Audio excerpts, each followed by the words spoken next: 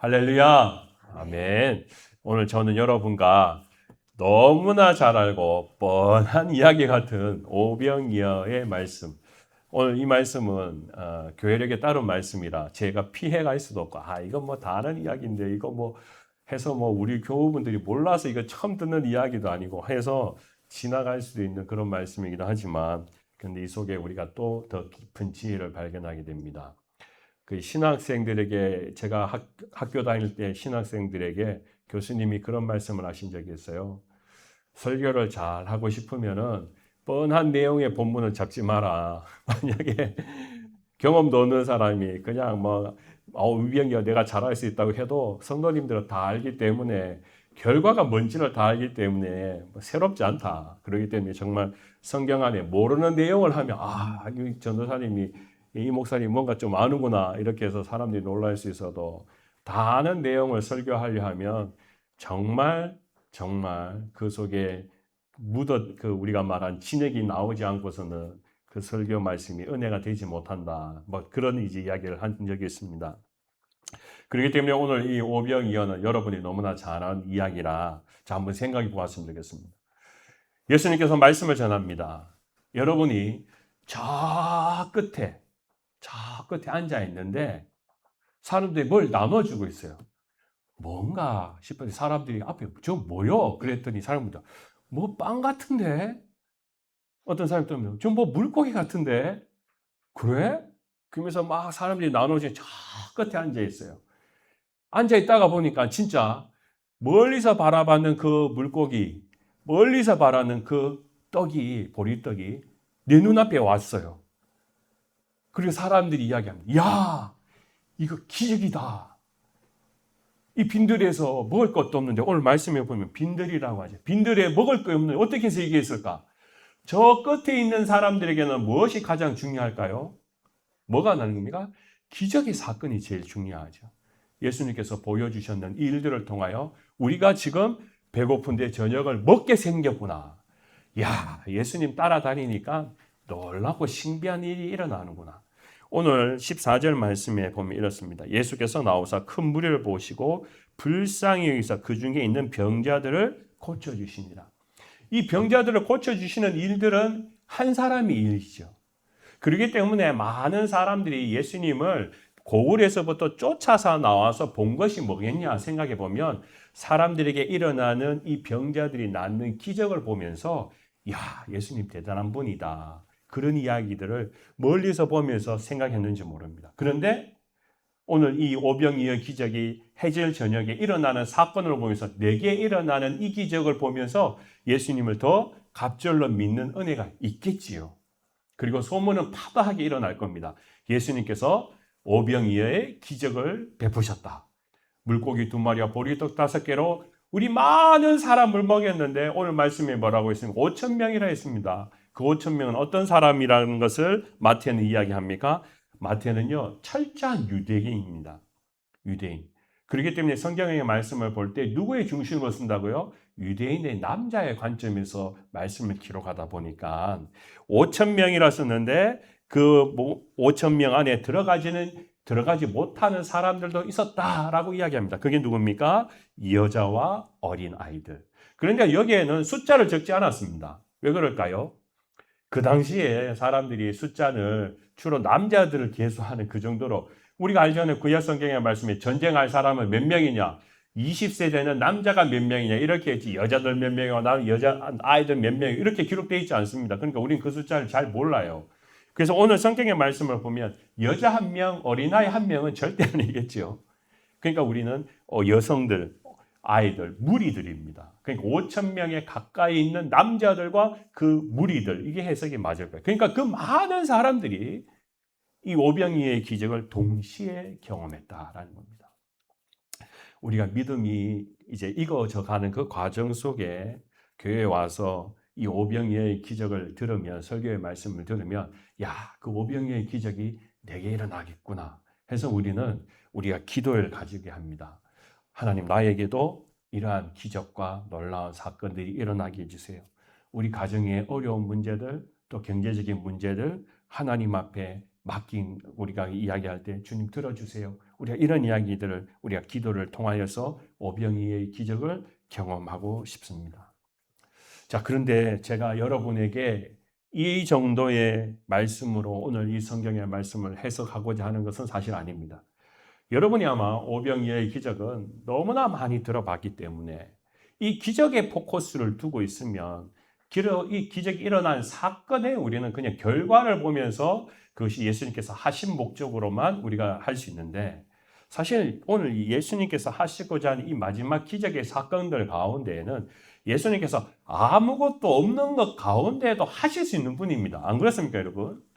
예수님께서 오늘 보면은 물고기 2마리와 보리떡 5개가 있었기 때문에 그걸 마중물처럼 사용하신 겁니까? 여러분 그렇게 믿으세요? 저는 그렇게 믿지 않습니다. 예수님은 하나님께서 이 세상을 창조할 수 없는 것에서 있는 것을 만드신 분이기 때문에 예수님께서도 이걸 충분히 우리가 뭐 물고기가 없어서 못했다 이런 이야기 아닙니다. 오늘 중요한 것은 예수님께서는 모든 것을 하실 수 있는 분이신데도 불구하고 그 과정을 이야기하시는 제자들과의 대화를 한번 우리가 깊이 생각해 봐야 된다. 그래서요, 다시 말하면 우리가 저 끝에 앉아 있으면 우리는 기적을 봅니다. 근데 그 앞에 어떻게 해서 이 기적의 사건이 물고기가 나눠지는지 전혀 그 과정은 모릅니다. 그런데 그걸 알려 하면 우리가 어떻게 가야 앞으로 가봐야 됩니다. 제일 자리 앞에 예수님과 제자들이 무슨 대화를 하고 있는지. 그러면 이 결과, 이 기적이 어떻게 일어나는지를 우리는 알게 됩니다. 그래서 오늘 성경 말씀은 그 기적의 과정을 우리에게 쓰고 있습니다. 그런데 이것을 마태 한 사람만 쓰고 있지 않습니다.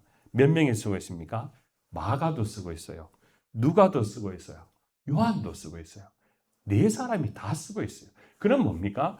기적이 일어난 그거 결과만을 보는 것이 아니고 예수님의 제자들은 예수님과 함께 나누었던 그 내용이 중요하다라는 걸 우리에게 이야기하고 있어요.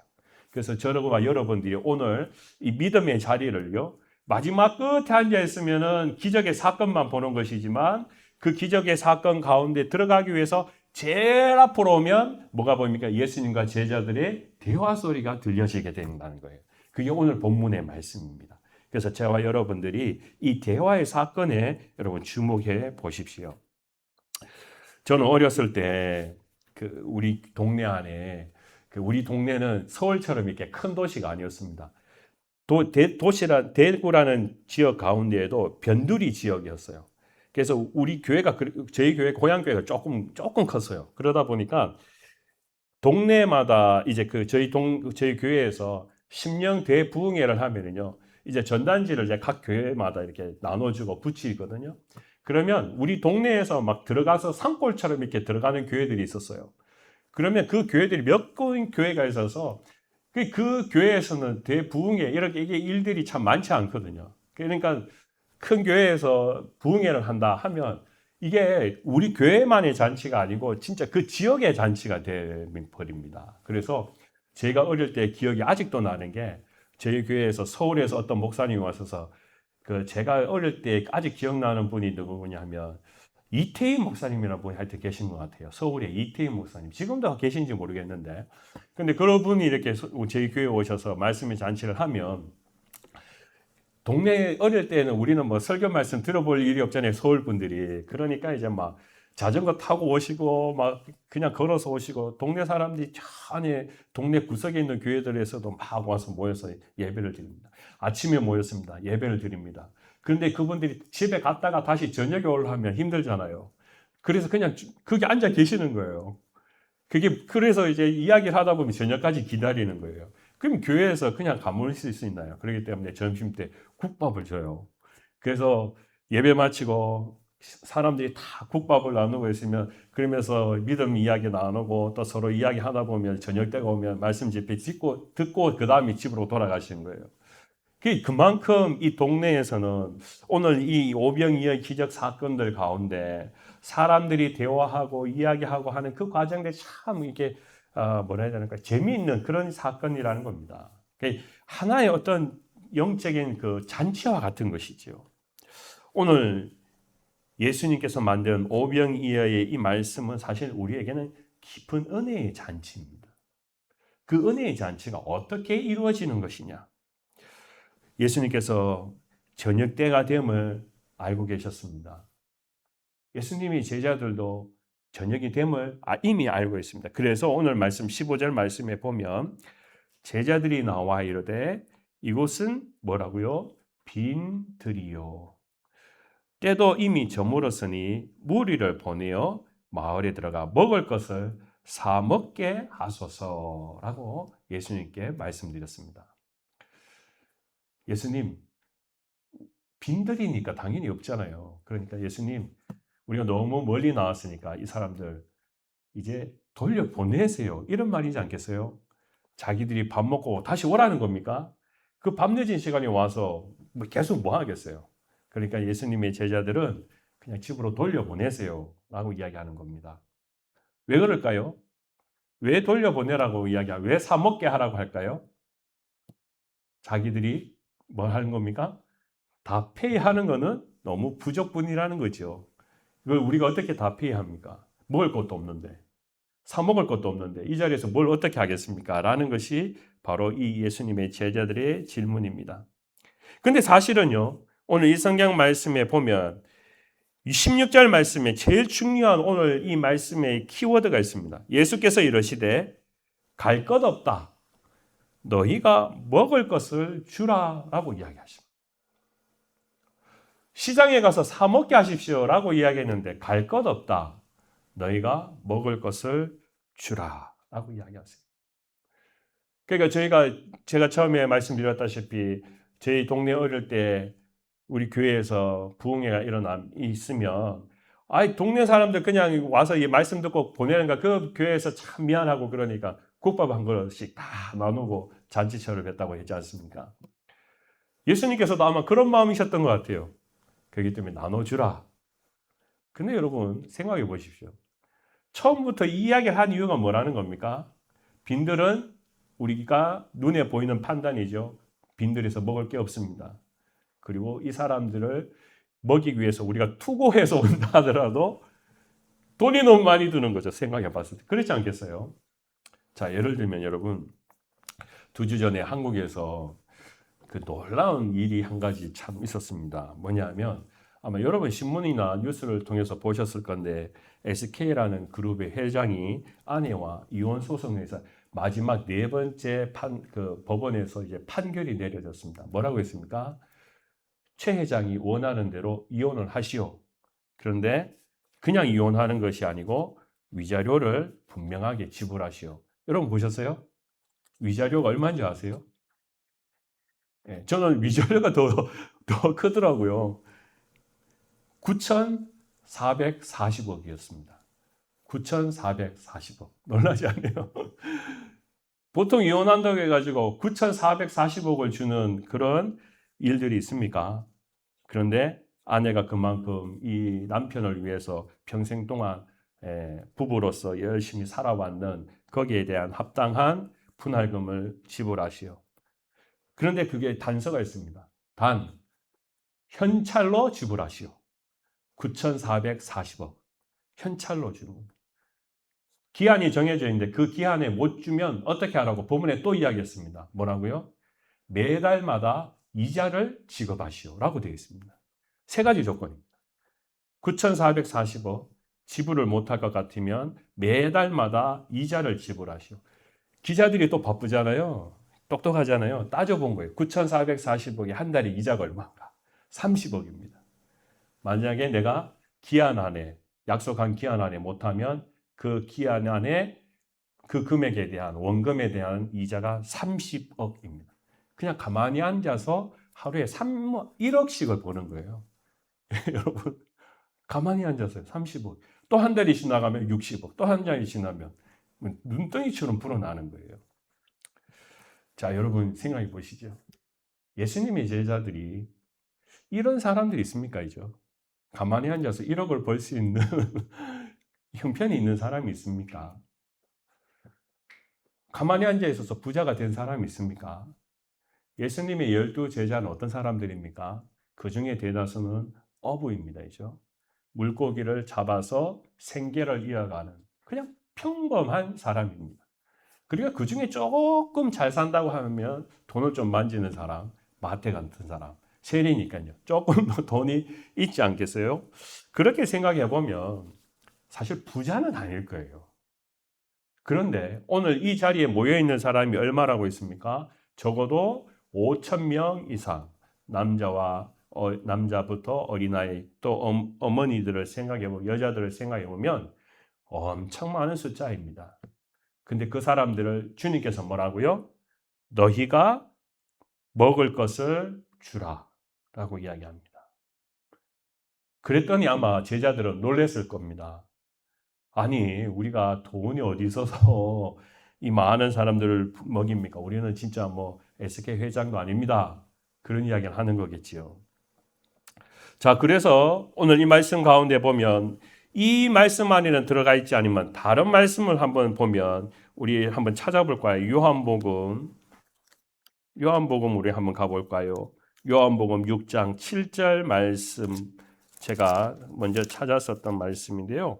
성경 말씀 신약 성경 152면 말씀을 보면 요한복음 6장 7절 말씀에 빌립이 그때 이렇게 대답합니다. 빌립이 대답하되 각 사람으로 조금씩 받게 할지라도 200데나리온의 떡이 부족하리이다 라고 했습니다. 제가 이 성경을 말씀을 읽을 때 그런 생각했습니다. 빌립이라는 사람이 생각해 봤더니 이 사람들이 좀 먹으려고 하면 200데나리온이 필요하겠구나 이렇게 생각했다라는 거죠. 그런데 그것은 제 생각입니다. 제 생각. 성경의 말씀 읽을 때. 그러면 무슨 말이냐면 적어도 5천 명 이상이 되는 사람을 먹을 때 200데나리온을 먹으면 막 잘 먹는 건 아니겠지만 이 사람들이 먹을 수 있는 양쯤은 되는가 보다라고 저는 생각했었어요. 그리고 평상시에 항상 이 빌립이 이야기한 이야기를 기억했습니다. 5천 명이 먹으려면 200데나리온은 필요하구나. 그러니까 이 사람들은 200데나리온이 없구나. 그 이야기를 생각했어요. 그런데 따져보니까는요. 200데나리온으로 5천 명 이상을 그 당시로 먹으려면 과연 한 사람만에 n분의 1이라고 이야기하는 것처럼 그 사람들에게 얼마만큼 양이 돌아가느냐. 여러분 얼마만큼 돌아갈까요? 200데나리온으로 빵 하나도 안 된다는 거예요. 빵 한 조각. 저녁까지 굶었는 사람한테 200데나리온으로 주면 나누어서 준다면 빵 한 조각이라는 거예요. 빵이 몇 개요? 딱 하나. 그것도 무슨 빵인지는 모르겠어요. 그만큼 적습니다. 그러니까 무슨 말이냐면 오늘 이 빌립이 이야기하는 건 적어도라고 이야기할 때 그 적어는요. 자기들이 생각해 봤을 때 그냥 입에 풀칠한다고 해야 되나요? 정말 목이 말라 죽겠는데 한 모금 정도 물을 마시는 것 정도 그 정도로 흉내내는데 200데나리온이 필요하다고 이야기하는 부분입니다. 그러니까 이것은 이 사람들이 먹고 나니 오늘 저 잘 못 먹었지만 그래도 뭐 갔더니 사람들이 뭐 맛있는 그냥 뭐 음식은 주더라 이 정도 이야기하는 게 아닙니다. 그냥 흉내만 내는 게 200데나리온이라는 겁니다. 근데 이 사람들이 더 먹으려 하면 어떻게 되는 겁니까? 더 많아야 된다는 거예요. 결국 빌립의 이야기는 뭡니까? 돈이 없습니다 라고 이야기하는 부분입니다. 우리는 할 수 없습니다 라고 이야기하는 부분입니다.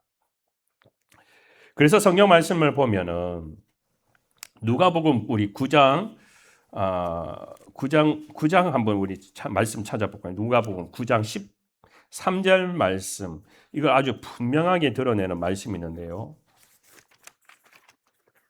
누가복음 한번 말씀을 찾아보겠습니다. 9장 우리 13절 말씀 제가 한번 읽어보겠습니다. 예수께서 이르시되 너희가 먹을 것을 주라 하시니 여짜오되 우리에게 떡 5개와 물고기 2마리밖에 없사오니 이것은 요 다음의 이야기이죠. 근데 그 다음에 중요한 부분입니다. 이 모든 것을 위하여 먹을 것을 사지 아니하고서는 할 수 없나이다. 이 부분이 중요합니다. 그러니까 물고기 2마리와 보리떡 5개를 가져오기도 전에 이 제자들의 마음은 무엇입니까? 이 사람들을 먹이기 위해서는 사지 않고서는 산다는 게 뭡니까? 자기 돈으로 사라는 거예요. 원래 이 사람들의 목적은 자기가 먹을 것을 자기가 사라고 이야기하는 게 관점입니다. 내가 주는 게 아니에요. 그렇기 때문에 우리가 줄려 해도 200데나리온이 필요한데 그건 빵 하나밖에 안 되니까 그렇게 먹으면 욕만 얻어 먹으니까 뭐라는 겁니까? 자기들이 사 먹게 하라고 이야기하는 게 이 사람들의 관점이라는 것입니다. 여러분 그렇죠. 우리가 보면 이 예수님의 제자들의 생각이 사실 틀린 겁니까? 한 번도 기적의 사건을 본 적이 없습니다. 근데 예수님께서 주라고 이야기하니까 예수님 이거는 비현실적입니다. 예. 정말 그들이 사 먹는 게 사실 맞는 것이지 우리가 돈도 없는데 이걸 어떻게 하라고 하시는 겁니까? 라는 것이 바로 예수님의 제자들의 대화입니다. 그러니까 제가 멀리서 보면 저 앞에서 예수님과 제자들이 무슨 이야기를 하는지 모르겠지만 그 예수님의 제자들이 막 서로 대화를 하겠죠. 막 예수님께서 먹을 것을 주라 하니까 자기들이 모여가지고 우리가 먹을 것도 없고 사 먹게 하지 왜 여기서 예수님이 우리 보고 먹이라고 하느냐고 막 투덜투덜 거리는 그런 상황이 벌어지지 않겠습니까? 자, 그런데 오늘 말씀에 그 다음의 사건이 중요한 것이죠. 오늘 말씀에 보면 어떠한 어린아이가 물고기 2마리와 보리떡 5개가 가지고 있는 것을 안드레가 알고 가져왔습니다.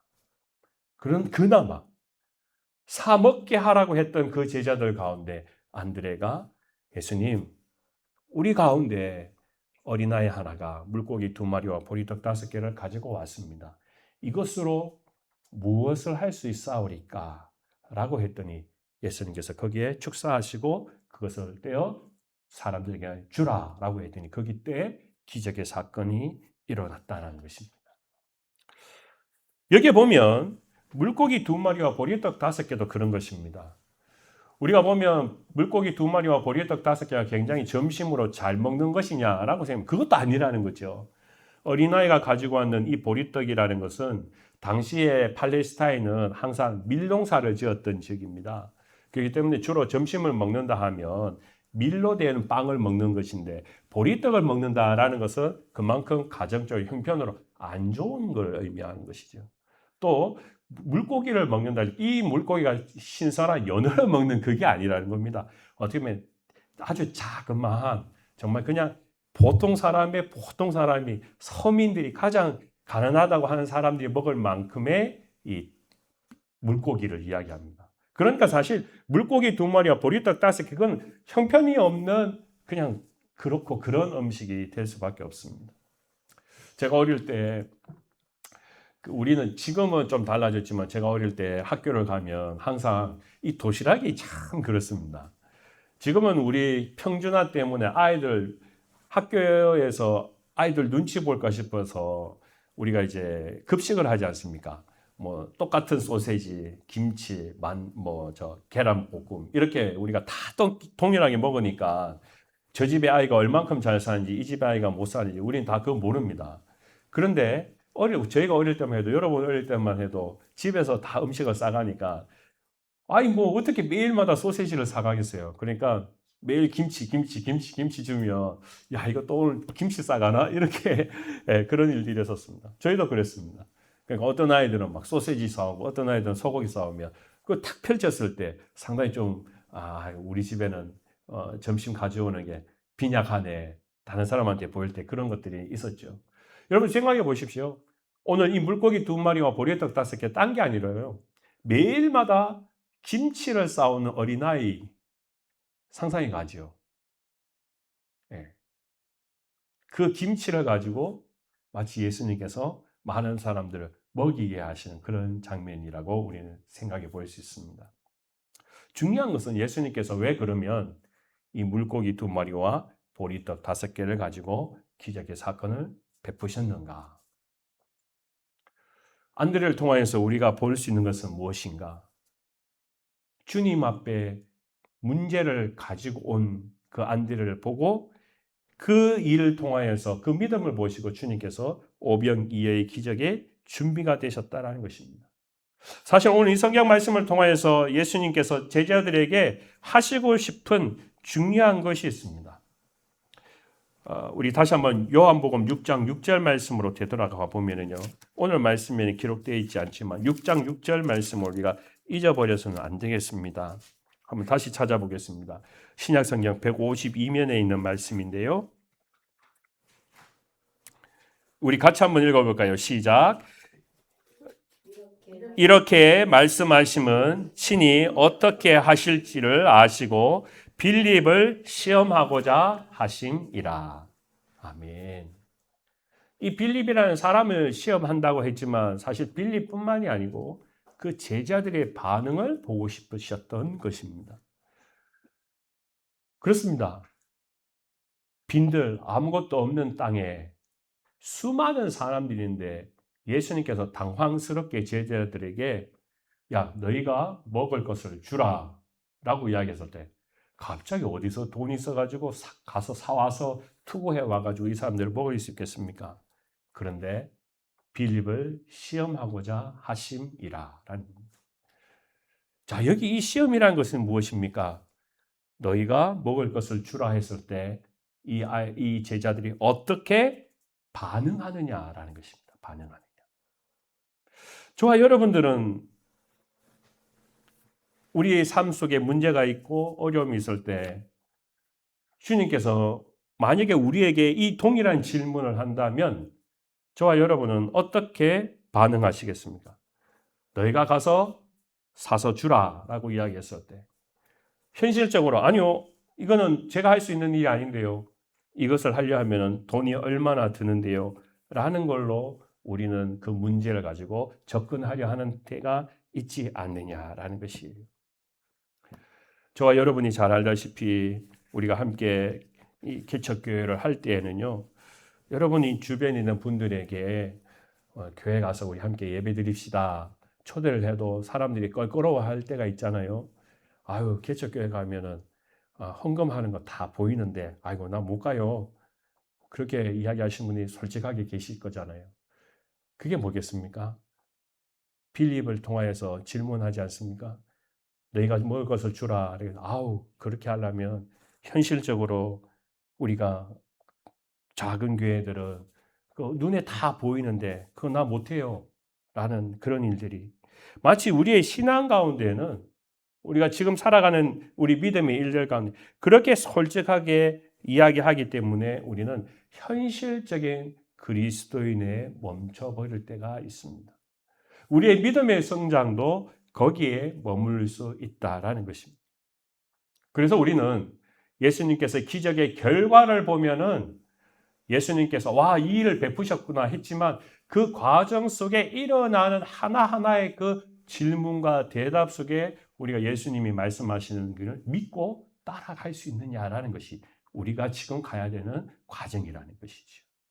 결과는 일어났습니다. 근데 그 결과는 이 믿음의 과정 속에서 예수님께서 그냥 만든 것이 아니라 물고기 2마리와 보리떡 5개를 그냥 예수님께서 지나가시다가 주워가지고 준 게 아니라 뭐라고요? 먼저 예수님의 제자들에게 물으셨어요. 너희가 주라 라고 했을 때 자기들은 도저히 할 수 없습니다. 근데 예수님께서 이 질문을 하는 이유는 무엇일까요?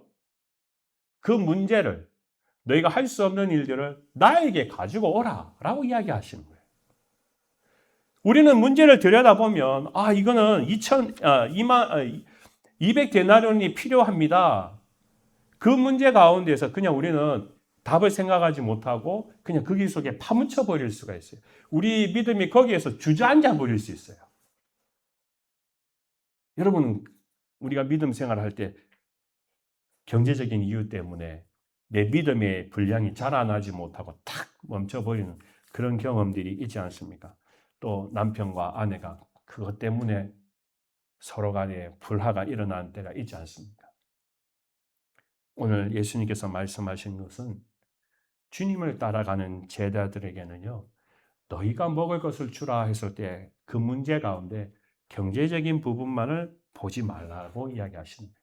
그 경제적인 부분, 200데나리온은 이 떡이 없으면 우리는 할 수 없습니다라는 그 부분을 주님께 맡기라고 이야기해요. 가져오라고 이야기하시는 거예요. 그 가져올 믿음을 너가 있느냐라고 물으시는 것이 바로 제자들에게 하시는 질문이라는 것입니다.